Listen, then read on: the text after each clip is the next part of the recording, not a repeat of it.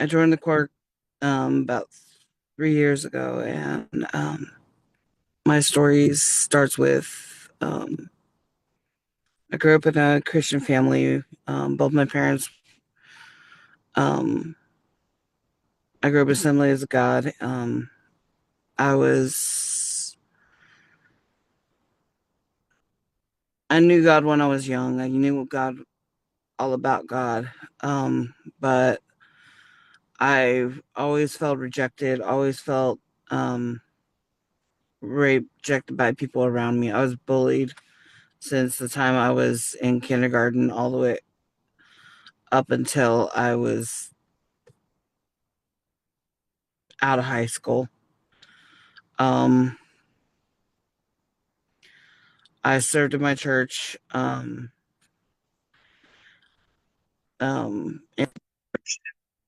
playing music instruments.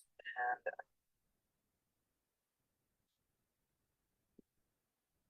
I loved my family a lot, and but I had a lot of issues with my family. A lot of trust issues, a lot of hurt and pain from them. A lot of rejection. I was basically in my 20s. I was known as the black sheep of my family. I ended up homeless, living out of my car when I was 20. Um, Left my church at 22 because I was just didn't feel like I fit in.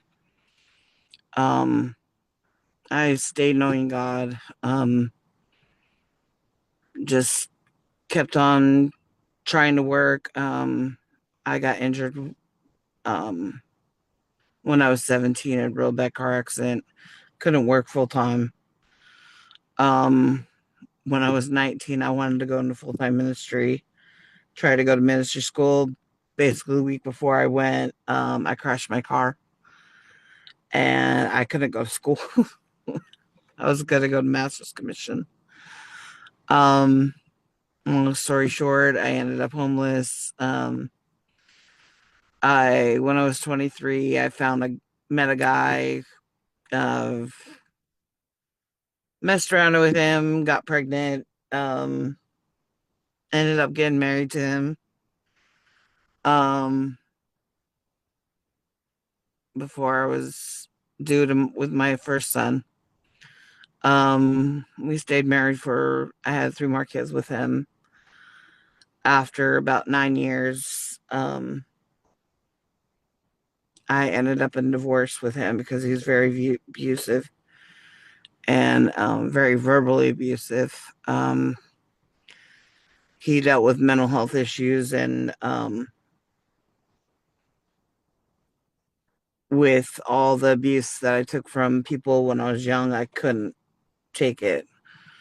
Um, I was rejected by my own family because I married him. Um,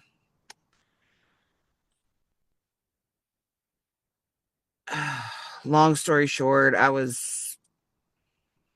we got divorced and my ex took my kids out of state and I was not allowed to see them because I lived in another state. Um, he had to bring them down, so he was only the guy I've ever been with in my life. So that connection of where um your first love, your heart gets broken and you have soul ties, yeah, it happens and you can't break it. That was the hardest thing I have had to break. Um,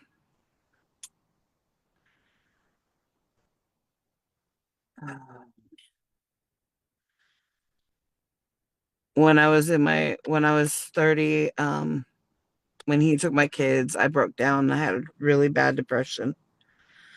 Um, I back it up like a year before. I before we divorced, I got back into church and was doing street ministry. Um, And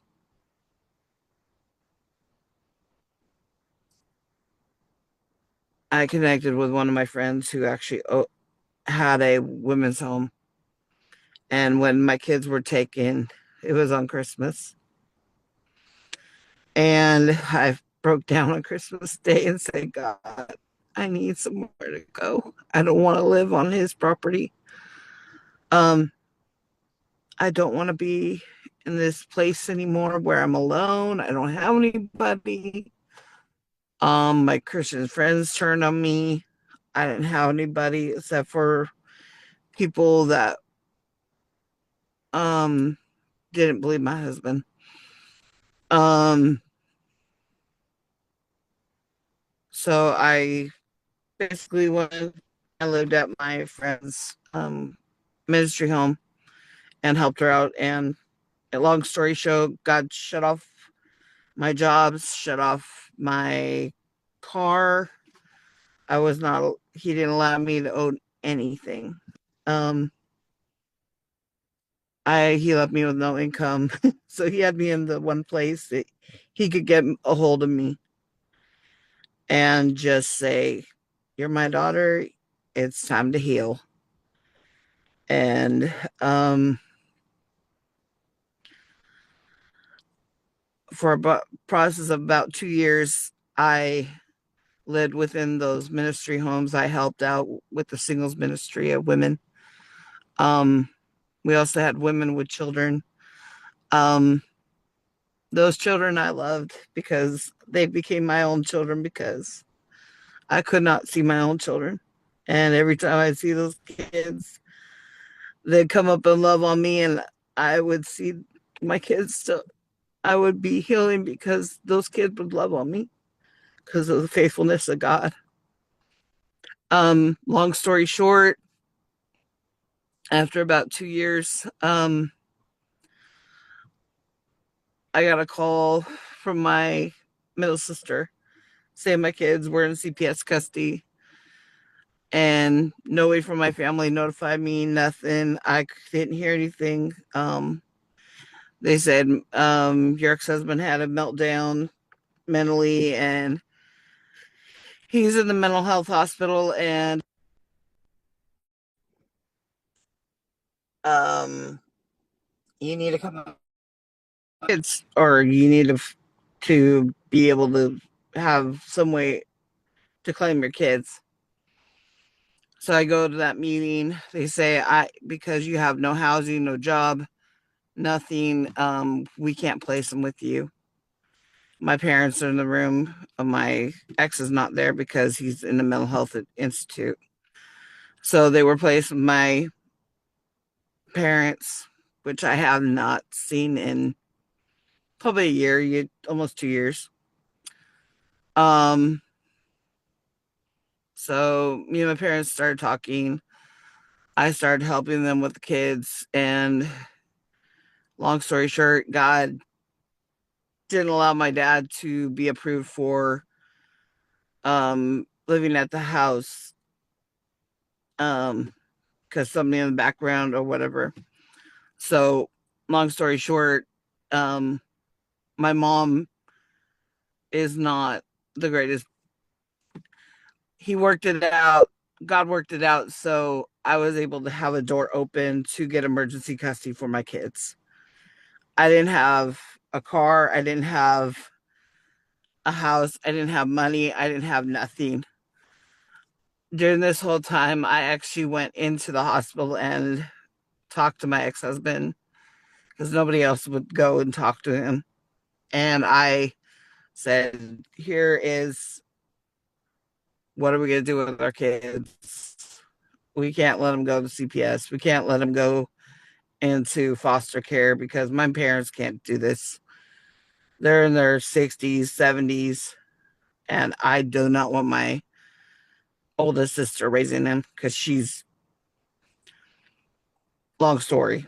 But I was able to get my kids back. Um, God provided me with a car. He opened the door for me to move to California, gave me a house, He gave me finances.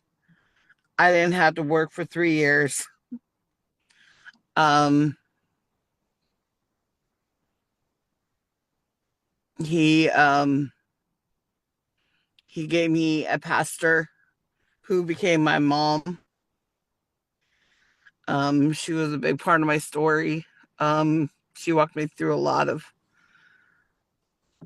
um, deliverance, a lot of things. She helped me through a lot of things. Her story is she was a mom, single mom, five baby daddies. Her story. You know, long story, but the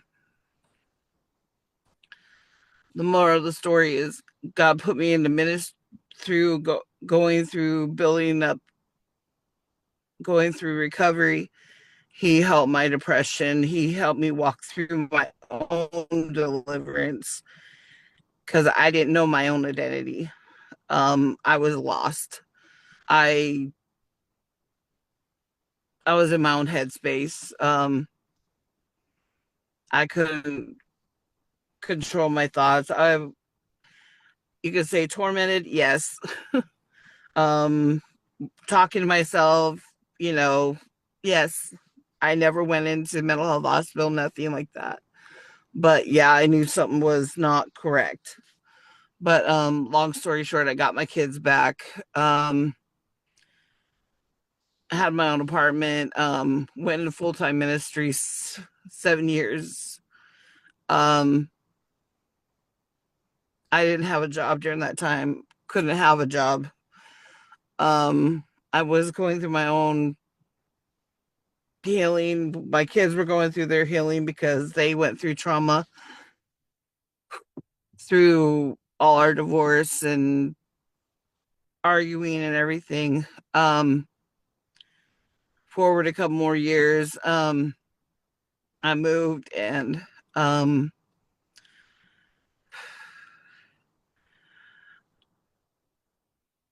I moved to Texas during COVID, and my basically my God closed the doors for me in California, and I was still connected there. Didn't have a church here. Um, I didn't know where to go. I didn't know what to do. I didn't have any friends here. Um, God connected me with this little black church in a small town in Texas. Literally 3 months before my pastor died.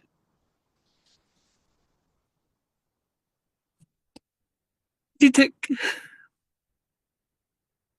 Basically she called me a month before I connected with this church just because I wanted to help with worship. And I connected with this church one day, and I felt like I was home. But I got a call a month later saying that she had COVID and she was in the hospital, and they basically said she was not doing well.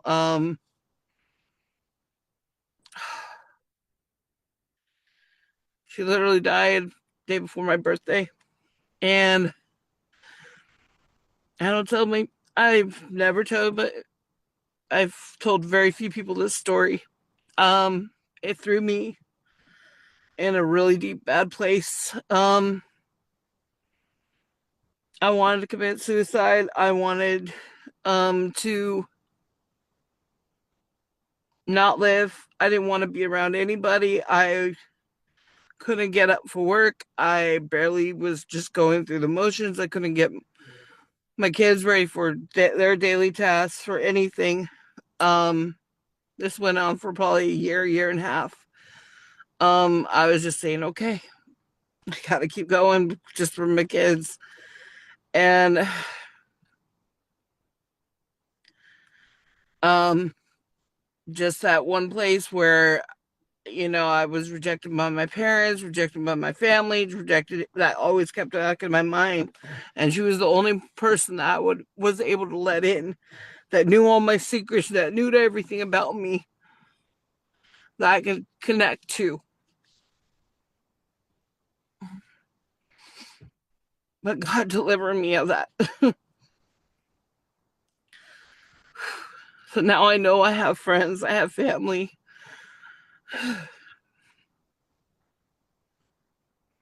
Um, I'm able to connect with people in my church.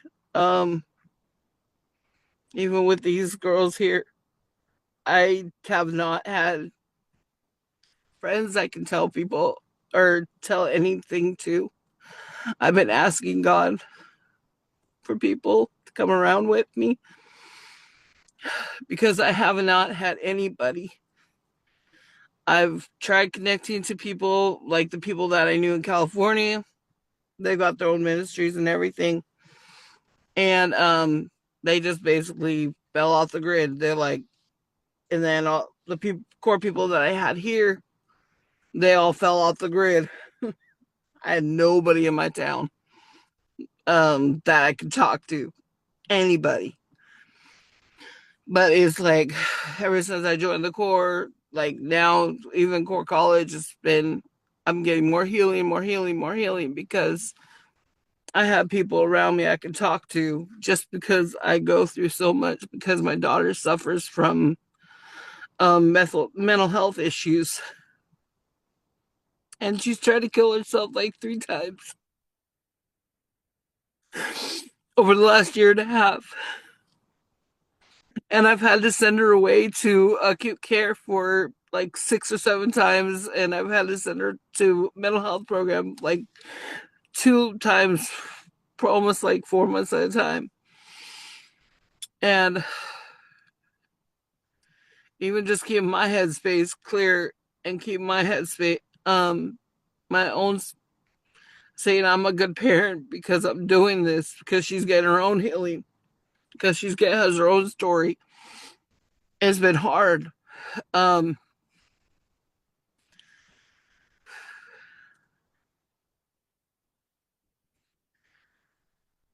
and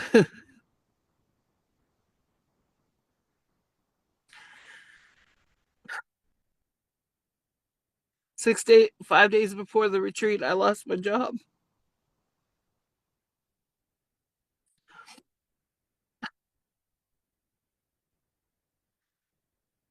And I'm just like, God, okay, whatever you want, God, whatever you're gonna do, but you gotta supply all for all my needs because I'm not rushing back into work. I'm not rushing back into anything because I know you said you're gonna take care of me because He delivered me of fear. He delivered me of the orphan spirit. He delivered me of suicide. He delivered me of rejection. And he's delivered me of hate, rage, unforgiveness, bitterness, torment, everything under the sun. Probably even more things I can't even think of. Oh, gosh, Leviathan, and just multiple things. And I just say tomorrow I'm getting ordained, preordained. And I have not been in full time ministry, and I really feel like I know God's calling me back into it again. And I know I have to trust Him in everything I do. Um,